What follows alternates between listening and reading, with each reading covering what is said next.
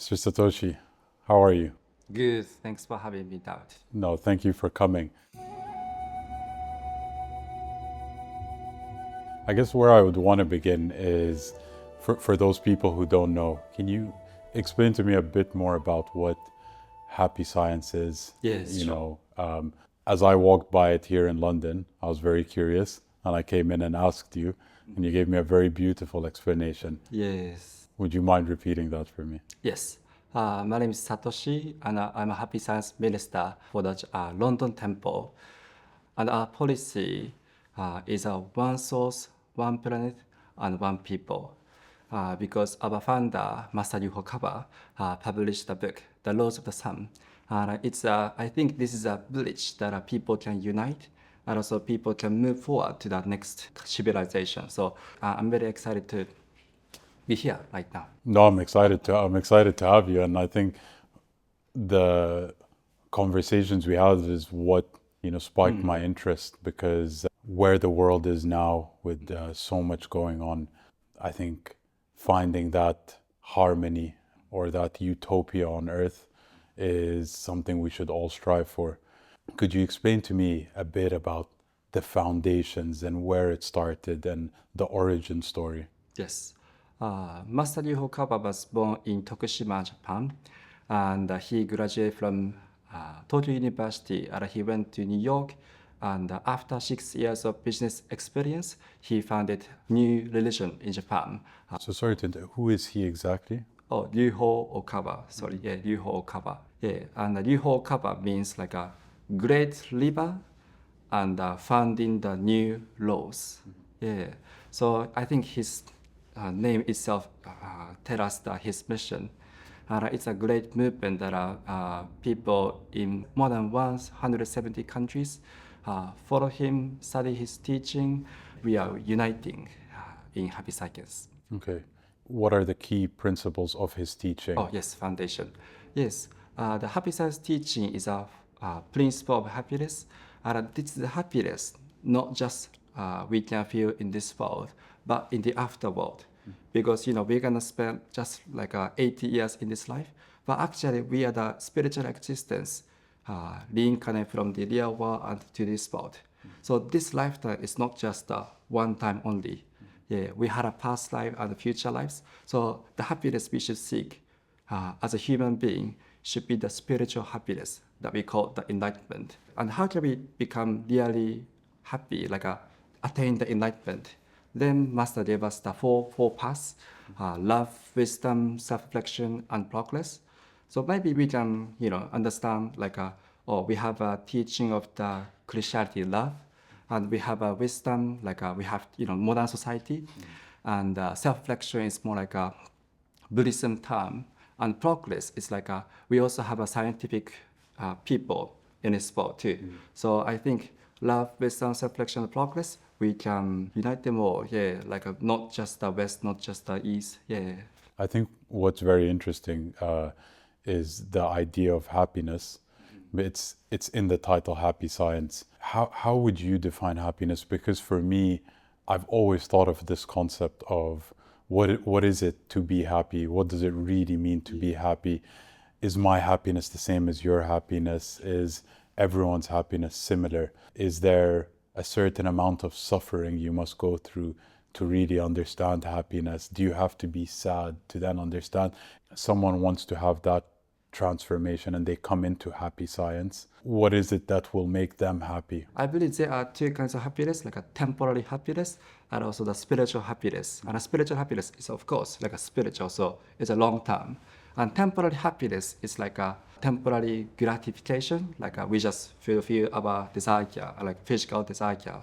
Then we just become happy. Oh, we ate good, we ate, like that kind of happiness. But those happiness can fade tomorrow. Yeah, you can become happy this today, but what about next? What about tomorrow, in the future? And sometimes, if you experience the happiness in this lifetime, but looking back in a certain moment, you feel regret. So that's not happiness we have to seek, we want to seek. That's why we are expected to embrace the spiritual happiness. And a spiritual happiness is like a very how to say, new concept to us, because religion say like ask it shall be given, so more like if you pray you can gain. But in happy science we also have a concept of self-help, and so we need the self-help to solve our life problem. What do you mean by that? Yes, so Master Ryu Hokawa clearly say life is a workbook of problems to be solved. Some people have a human relationship problem. Some people have a poverty problem. Some people have a illness, health problem too. So each one of us has our own problem. But actually, we can find the true happiness in the solving the problem. Yeah, we solve our, for example, human relationship problem. Then we become happier and we make harmony with others. And those experience itself will become like a beautiful memory in your life, and you can talk about it and save more people. So your happiness is no longer the private happiness. You excel it to the next level, which is a public happiness.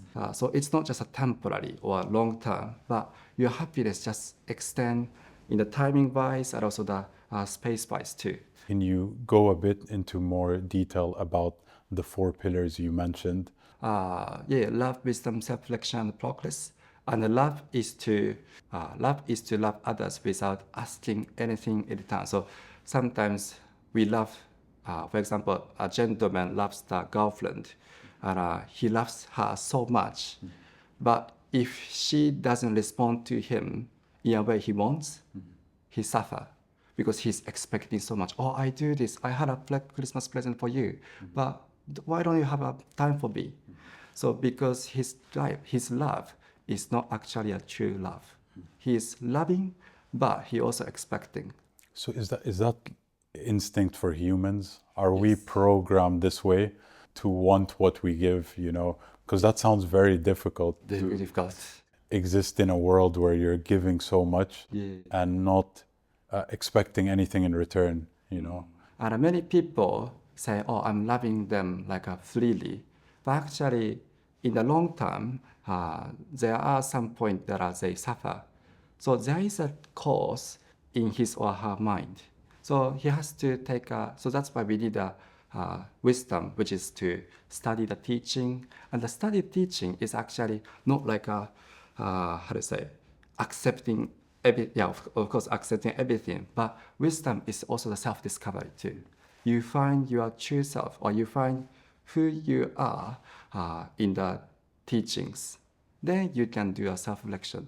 And self-reflection is the hardest part because we sometimes have to accept our your flaws. Yeah. So then he realized oh, why do I expect so much? Oh, now I had a fear of losing her. So those fear stop his true love. And this fear had an inferiority complex, for example. So yes, we believe in the law of cause and effect. So one action or one speech had a cause in the mind.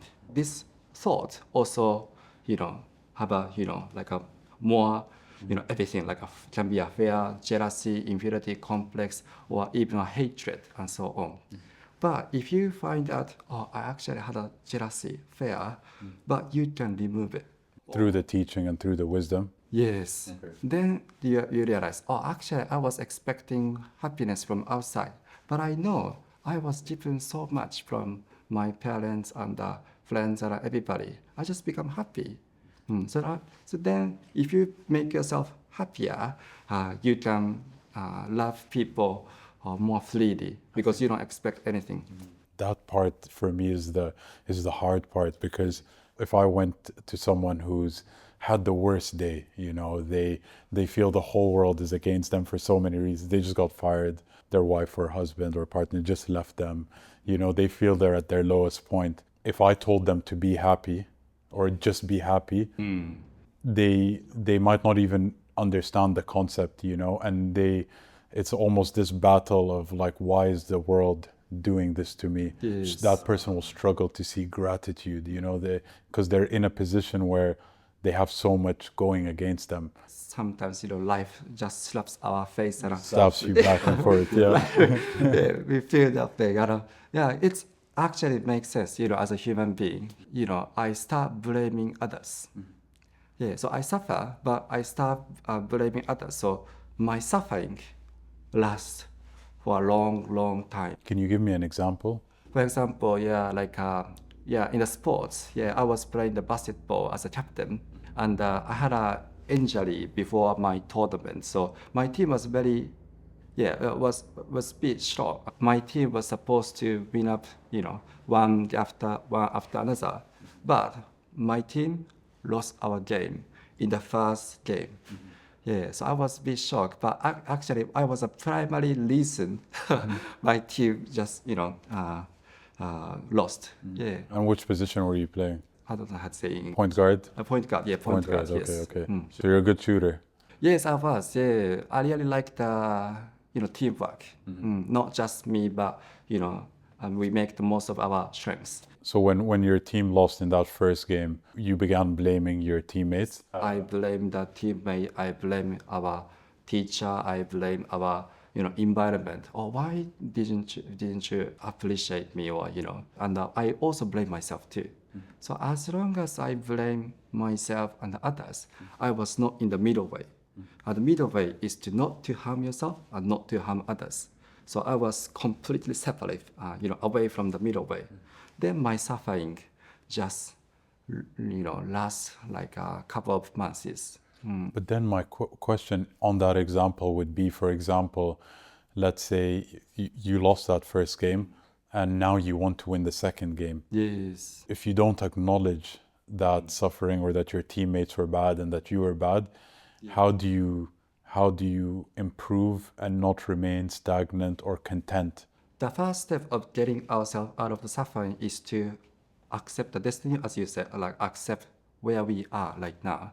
And I believe the second stage is to find the will of the universe. In Happy Science, we also believe the existence of the guardian spirits or guiding spirits or the creator himself too. Through this problem, maybe my guardian spirits want me to become compassionate, understand other people more, or want me to stop because I was supposed to get ill maybe because we suffer because we can't accept the destiny, or of course we can't see the will of the universe. But once we accept it and saw the will of the universe, we feel grateful, and those gratitude become the source of your energy for the next chapter. Understood. So we spoke about love and we spoke about wisdom. What are the other two? Yes. So love, wisdom, and self-reflection. And self-reflection is to practice the Four Noble Truths. And the Four Noble Truths is a traditional way of thinking that Shakyamuni Buddha, the founder of Buddhism, preach. That is, Four Noble Truths is suffering, its cause, its extinction, and the path. We accept life is suffering. Yeah, life is 4 pains and 8 pains. But we also find the cause of the suffering. Basically, the cause of the suffering is attachment. I want, me. Why? Those kind of attachment. Then extinction is let go of the attachment and visualize your true self, visualize your ideal self. Then if you find the ideal self, you can also put yourself in the path, which is the fourth step. So Four Noble Truths is turn your crisis of your life into the opportunity in your life. Would you say this is applicable, or can anybody do it regardless of your educational level and your educational background? Can everyone embrace these principles and act this way? Yeah, I really believe everybody can experience the enlightenment in their lifetime. We struggle because we don't know how to answer the questions. The universe or Buddha, God, gave us the work, but we don't know what to do. So then we need a textbook, which is a teaching, can be a Bible or can be a Buddhism scripture. So just to touch on that, so what I understand and I found very interesting, Happy Science draws from a few religions, and then you have a belief of who God is as well. Can you expand on those points? Yes. So in Happy Science, we believe in the multi-dimensional spirit world. Yes. And so we are saying heaven is not flat. Of course, heaven is not flat too. but we also, but heaven is like multi-structured. Yeah, we are living in the third dimensional world, but there are afterlife from the fourth dimension, fifth, sixth, seventh, eighth, ninth dimension. And in the ninth dimension, the highest realm of this planet, there are Jesus, Confucius, and Buddha, and Zoroaster, and all the greatest messiahs. But there is another being called the Lord. And the Lord was once called the Alpha, the creator. And he was also called Elohim. And these teachings are originating from where? Which teachings are we following? I learned everything from Master Hokawa. Okay. Yes, and the Lord was once called Alpha, Elohim, and now we call him the El Cantare. And we believe the creator of this planet was not just the creator of this planet. Yeah, he was also creator Genesis or the utopia in the Venus. And he also created another planet or galaxies too. So by believing the highest being, I believe we can also unite too. Muhammad called him Allah, Jesus called him Heavenly Father, or Buddha find himself as the eternal Buddha too. So I believe, yeah, there are some differences, of course, depending on the cultures or the time. But yeah, we need to believe in the source of every religions.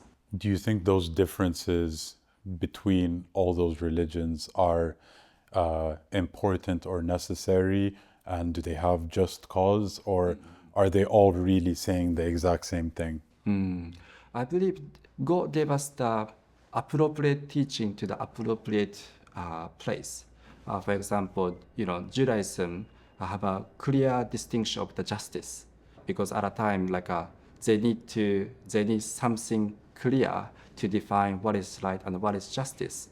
But because maybe thousands of years later, Jesus came up, because God saw the people suffering from the Ten Commandments. Or you have to do this, otherwise you deserve this, or something like that. Yeah, so that's why people are suffering and people judging each other. Then there is a need of the teaching of the love. Then Jesus Christ preached the love. Yeah, love your neighbor and forgive your enemies and pray for your enemies. So it's not like you have to do. More like inclusive, because people need it. Yeah. So God always give us the a suitable teaching to a suitable time. But because he gave us the different messages, so that's why we have differences in the teachings. But it shouldn't be the reason we conflict. You are God, you are teaching. No. We have to believe in the Lord. I agree with that. I think any totalitarian view of any idea, if you push one thing and that's the only view that can be accepted, you're bound to have conflict and uprising, and because not everyone's the same, and not everyone feels and lives this world in the same way. My question would be, for people who are so different, so diverse, when they come into happy science, and we've spoken about this before, where you said you'd have a Jewish person come in, a Muslim person come in, a Christian, and they're all discussing their different beliefs with an open mind. I think that's a beautiful thing, to come with such different ideas and begin to discuss and try and reconcile the differences. Is that something that's always happening at Happy Science? Yes, always do. Yeah. Always do, yes. Yeah, one member believes in the physics, and he really likes the physics. And we also have a Muslim, and he's introducing himself I'm a Happy Science member, but I'm also a Muslim. And that's totally okay. That's totally okay. Yeah, Okay. so it doesn't matter where they came from. More what matters the most is a future, what kind of future we share as a group. So what is the goal for Happy Science? What is the future you would want? My one is to live up to the Lord's wish, and the Lord's wish is to create a utopia on this planet. Yeah. So What does utopia look like? Yes, utopia is not just a happy-go-lucky, because this planet is made for the soul training. This planet Earth is quite a beautiful planet for the all beings in the universe to experience the happiness. So we want to, basically what I want to say is we want to enter into the space age. Yeah. What does that mean? Yeah, exactly. Yeah, Yeah, well, yeah. I didn't know too. So that was eye-opening moment to know the teaching of the universe and the laws of the universe. But it used to be the local age, like Christianity, Buddhism, and other religion, were made in the local age. But now we are entering into the global age. But but our thinking is still local, so that's why we had a conflict. But Master Yuhokawa is not to solve the problem, but also enter into the space age. And actually, we believe in the reincarnation. And the reincarnation Master Yuhokawa referred to is not the reincarnation of this planet. We might be Venusians, Reptilian, Pleiades, or we spirit, or other beings in the outer space too. But we came to this earth and we become a human. So if we understand, how spiritual we are, we also know the possibility of the reincarnation in the universe. And the Master clearly said there are some galaxies or planets that are highly advanced creatures exist. And so they have a more advanced civilization than us. So from what I understand, it's, Earth is almost like the gym phase where it's a healthy suffering that you go through, because any good personal trainer will tell you, if they give it to you proper and raw, they'll say you need to run, you need to eat well, you need to, be on top of it, you need to be consistent. And that to many people, if you're new, can sound like pain and can sound like, so much work. But then after you do that work, you reach a new state, you're in a new body, you feel better, you exist better. So it is almost an immediate transformation on Earth. So applying that to reincarnation, what you're saying is Earth is like the suffering you go through to get to the next level. Exactly. Okay, that's And it's not the criteria of the growth. It's not like a progress, like how much money you make or how influential you become or how how famous you become. It's not like that, because it's just a three-dimensional world, like a very material. And the reason why we came here, we are born in this world, is to develop our love.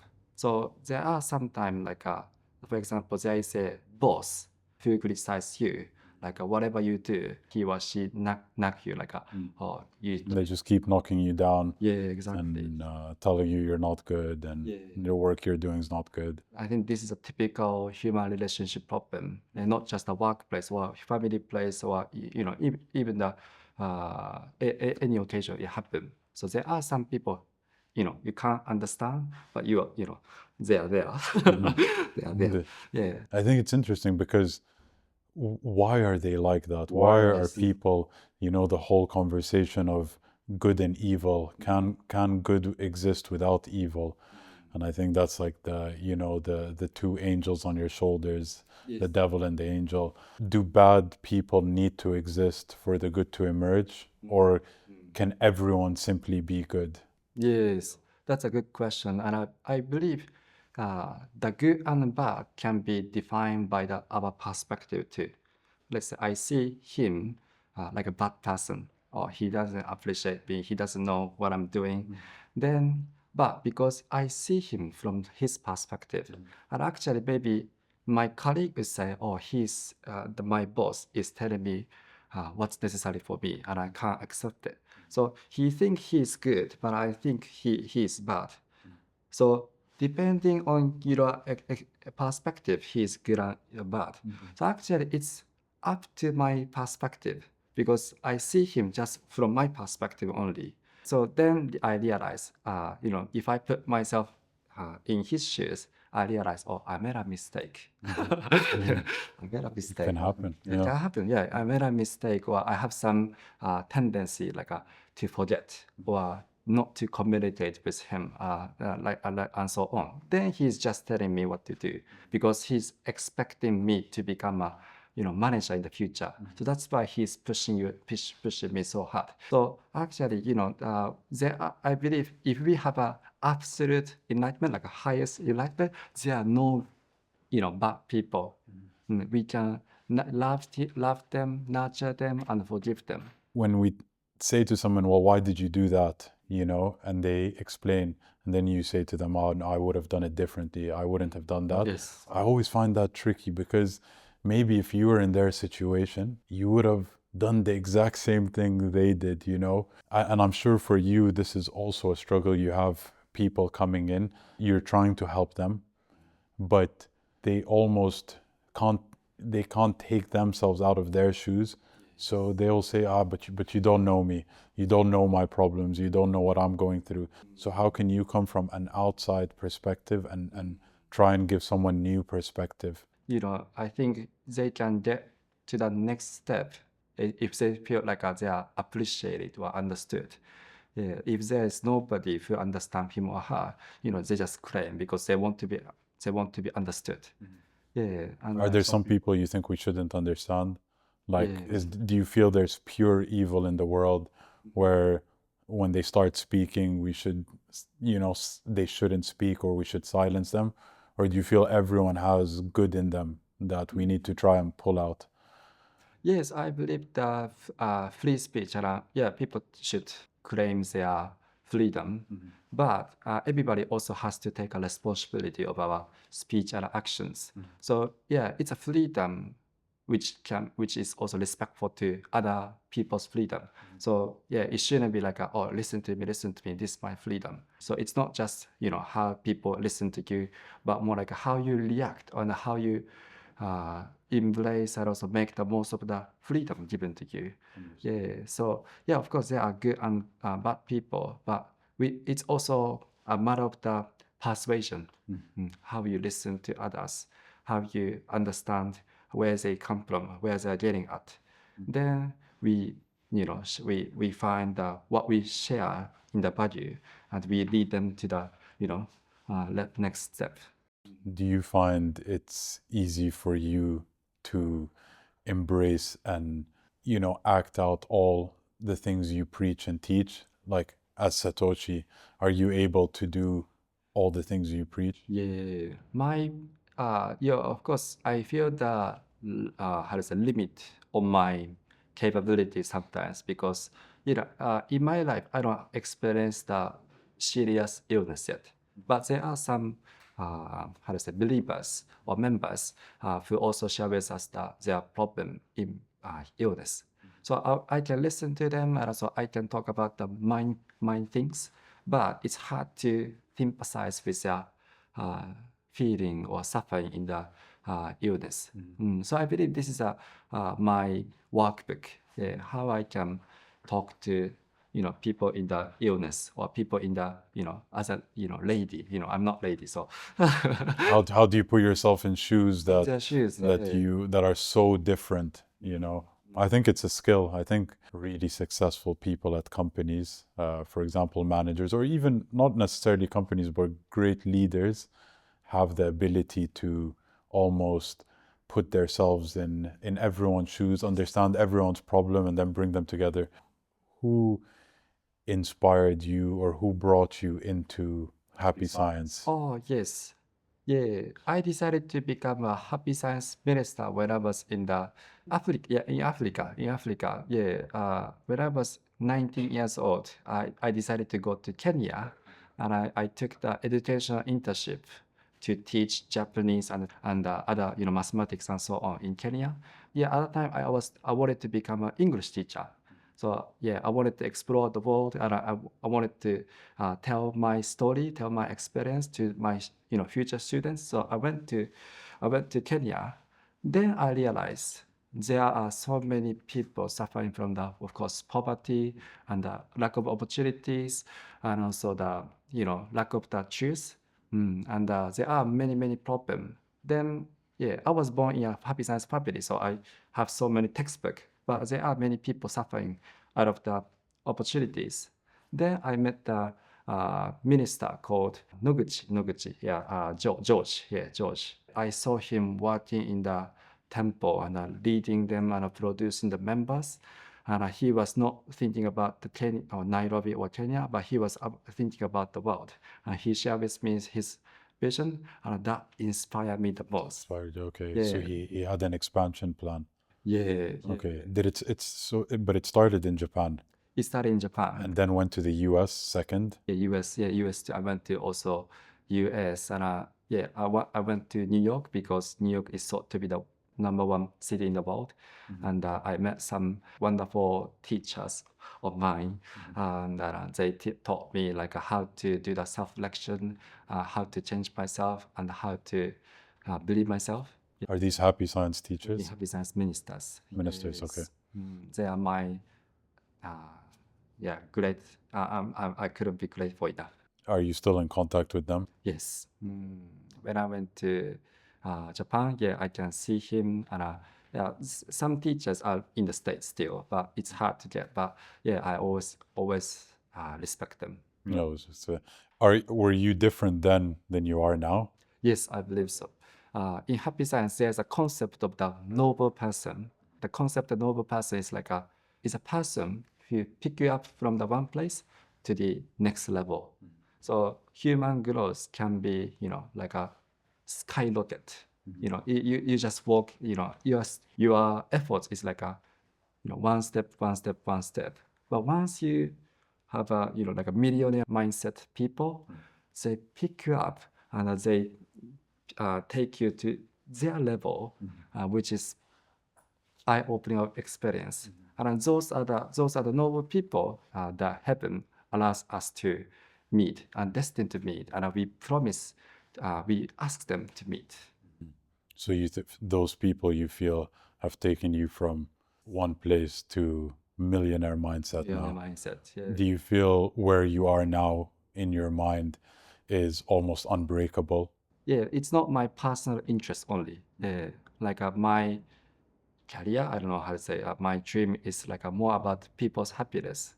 Yeah, so I start studying the different things according to their interests or problems. So it's not me only, but not you. it's them. Yeah.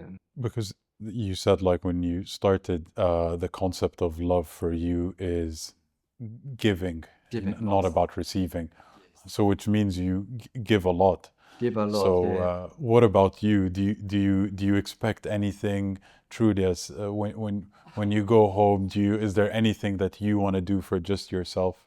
I think I have a lower standard of living. I have a lower expectation of my living. Yeah, but my utmost happiness is is the moment of giving, especially they have a wow moment. Wow, this is amazing. Especially they are knowing the truth. Yeah, so that's more like a eternal happiness, and through their happiness, I can also feel happiness too. So actually, Jesus also said give, you shall be given. Yeah, that's so true. The concept, going back to good and evil, right and wrong, is there a clear defined right and wrong? What if two people come and say, my happiness is to, spread love and share love, and someone else says, it will make me so happy if I spread misery and, almost make people very sad. That will give me a lot of happiness. How do you speak to those two people, the very opposite sides of the coin, and what makes them happy? You have also a love part, but we also need a wisdom. And wisdom is to know what is good and what is bad. And spreading the misery is actually bad, because they are spreading the unhappiness and also misery. So you think it's defined, like what's sadness, what's bad, what's good, Yes. what's happiness is defined, clearly defined. Yeah. One example is the laws of the sun told us is the conflict will come up when the two different freedom conflict with each other. So because of the difference of the opinions, they also how to say, what is good is to promote the utopian philosophy. Yeah, happiness freedom, democracy, and enlightenment, and so on. And of course, yeah, opposite is like the evil is to stop those movement. So there is a clear distinction of what is good and what is bad. Understood. And if anyone wants to find you or find your work, where can they go to find more about you and more about the work you're doing? Yes, in the UK, we have a temple near Oxford Circus Station, 3 Margaret Street. But there are some people from different countries, and we also have branches in Netherlands, Germany, France, Austria, Switzerland, in Europe. Yeah, and we also have more than 50 branches in the world. But in Japan, when you go to Japan, we I'd have love to go. yeah, 400. You're gonna see more than 400 temples, and we have more than 10 big temple we call shoja. Yeah, and the temples yeah. If you become a Happy Science member, yeah, like you have a passport to to make friends in the world and connect. And we actually call the Happy Science member sangha. And the Sangha is a group of people who study the truth, share our happiness, and try to spread our happiness to the world. Well, Mr. Satoshi, fully believe in everything you've preached. I fully believe in spreading a utopia on earth, especially of good and moral values, and trying to make everyone's life at least, moving the needle even a little bit in terms of how happy they can be. There's a lot of suffering, but then again, it's our job, yeah, to try and be the correct PT for them and try and make sure that we can help people get through it. I want to thank you so much for coming Thank you, on David. today, and we'll speak soon. Yes.